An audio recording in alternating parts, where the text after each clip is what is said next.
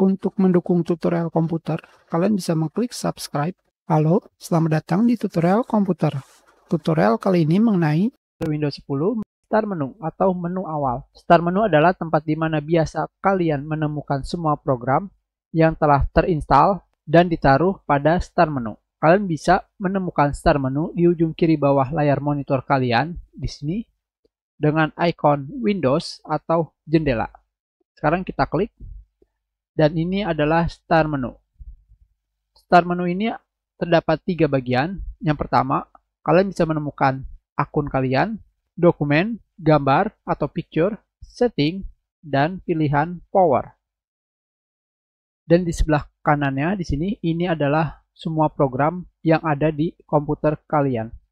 Tentunya tidak semua program karena kalian bisa merubah settingan apakah kalian ingin menaruhnya di Start Menu atau tidak.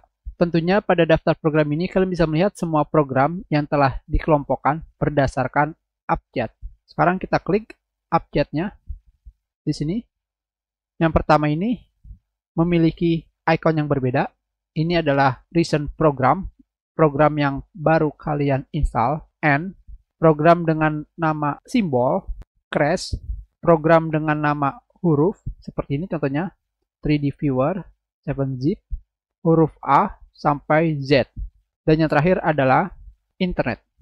Di sini, jika tulisan ataupun ikonnya berwarna putih, itu menandakan bahwa terdapat program atau ada isinya. Jika hitam, berarti kosong.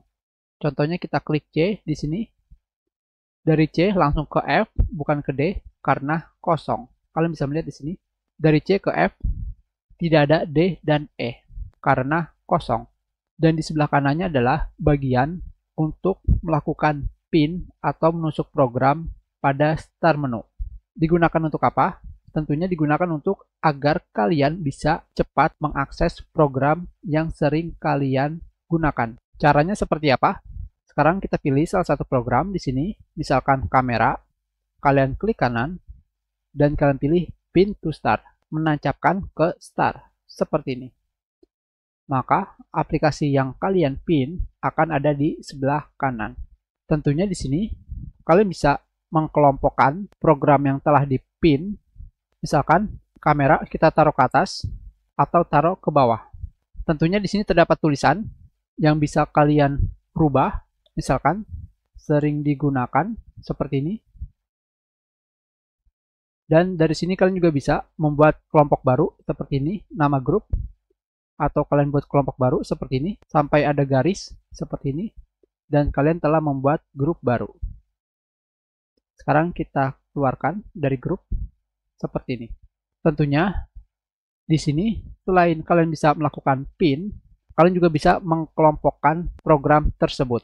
Seperti yang kalian lihat di sini, ini adalah satu program, dan ini terdapat banyak program. Bagaimanakah cara menggrupkan program? Caranya sangat mudah. Kalian hanya tinggal perlu drag and drop seperti ini. Maka kalian sudah menaruh program kalian di dalam grup. Seperti ini.